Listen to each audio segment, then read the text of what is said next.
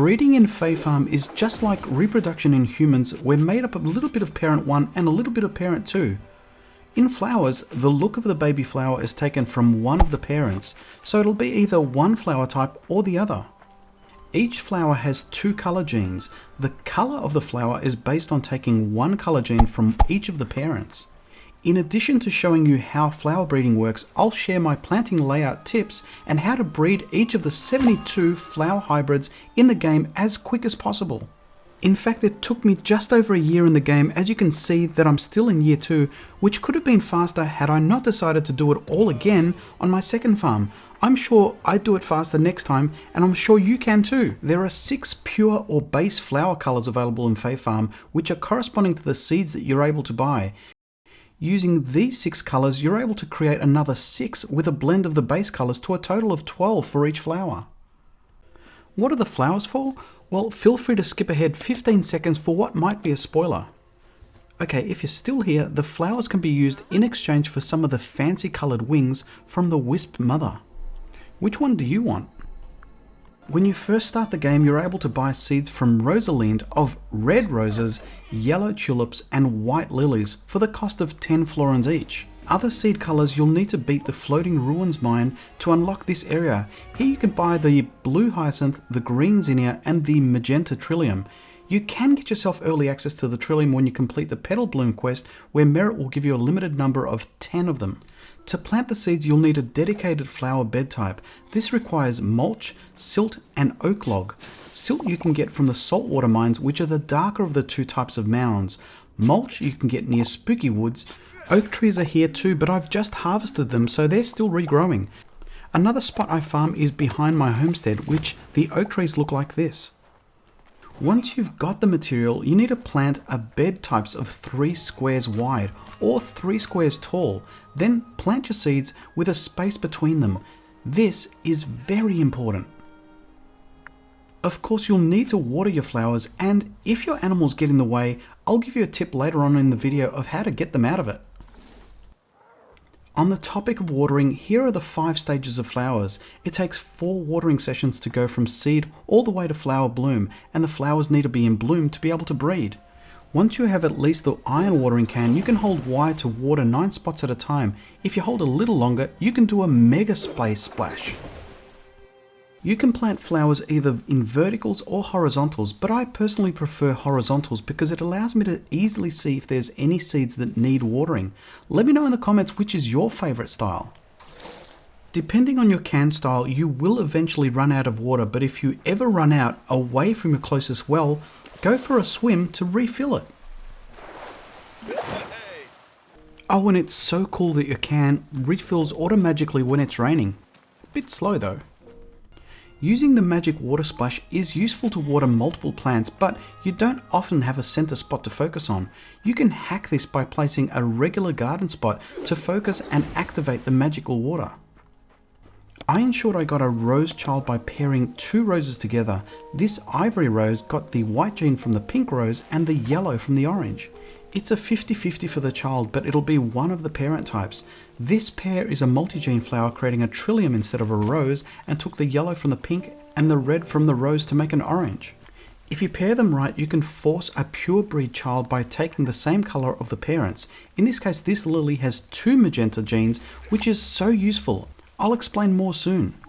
Part of my workflow is I created seed flower beds and kept them topped up to have a constant flow of the colors I need. As I use them, I relocate them to another flower mate. I tend to reclaim the spot for 2 reasons. I don't want unfocused flower breeding, and 2, I always try to keep resources for my new garden beds. Oh, I gotta share this. Embarrassingly, it took me way too long to realize I could just hold A whilst in build mode to lay down a bunch of flower beds. This works for pathing too if you didn't already know, and it works for laying down seeds. This is how I assembled my beds. I'd have a bed of 3 for the breeding, and just to the ends would house my baby flowers. I'd move it as soon as possible to keep the spot free for more babies. I also started to reserve an 11 square plot wide if you're doing the horizontal layout. This allowed for the center squares for the breeding, and the sides would house the different variants born. The extra 3 squares on each side was flexible for clustering the same ones, or even use that space to breed another flower with a hybrid. The other benefit of this layout was it allowed me to crossbreed the hybrids. So here, while the white lily and red rose make a pink lily, to the bed on the right, the yellow tulip and the white lily created an ivory lily. So I'd move them into the spot and opened up the floodgates to let these two hybrids crossbreed, which created a orange lily. The rate in which flowers breed is pretty variable. Sometimes it'll be the same in-game day, others it may be a day or more later. Stay vigilant and check daily.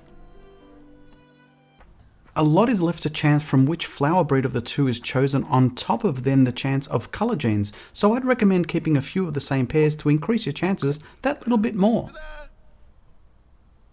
Once you have 3 pure breeds of either of the simple colours or the fey colours, I use what I call the railway switch. Since I just bred the pink, now I'm working towards the orange. Another method is to use 3 colours in a line to be a threesome. Okay, that word is a little bit weird out of context, but it is useful. Here you can share breeding services between base colours to create the blended colours. To save yourself heartache, it is worth mentioning that you can't move flowers between farms, so find one that works for you and stick with it. Once you get the basics down, you can start getting fancy using a grid of 3x3 in either a square formation using the flowers in the corners or in a diamond. So you've watered 4 times, it's time to pluck your flower to get credit for it in the almanac. Now it does take practice not to pluck your flowers accidentally. To avoid plucking flowers, I tend to overly use the down on the left D-pad to ensure that I'm in construction mode. Worst case, I bring up the menu. However, it is worth saying this view gives you a better view overall of what flowers are what. Just like you use the ZL to reclaim a spot, you can also remove a flower, so with power comes great responsibility. Use it wisely. Our aim is to try and breed a super flower by having all 6 flowers in all 6 base colours to help with breeding and complete the set. By pairing 2 flowers together, one of which has a double of the same colour gene, gives you increased chances for the flower colour you want. I've also made it a habit of collecting all my pure breeds in a little cluster together, ready to be on hand for mixing and matching. Here I've got pure breeds of red, magenta and yellow, which, as you know, the seeds of lilies start off with 2 whites. If you want flowers to stop breeding for now or a while, just disconnect their channel of love, as I've found only a certain amount of flowers breed every day, exact percentage unknown for now.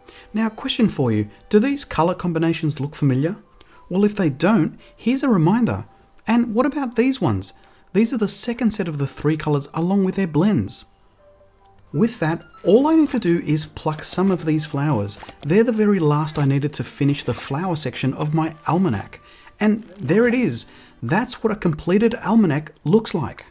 Oh, and here's a few tips for you. When in construction mode, you can use the R stick for fine control. And if your animals are getting in the way, craft yourself an animal lure to stay in their dedicated space. Occasionally they will wander, so don't be scared of using that bell. It'll bring them back to their space. If you're clearing space for new breeding, I'd recommend plucking the fully bloomed flowers before you remove them, as having the flower petals will come in handy for crafting. Oh, and if you need more help, here's a sample of a walkthrough guide for all of the roses. The rest will be in the description for you to make use of. If you need more Florins in Fae Farm, check out this video next, and greetings to my channel members, AG Nation!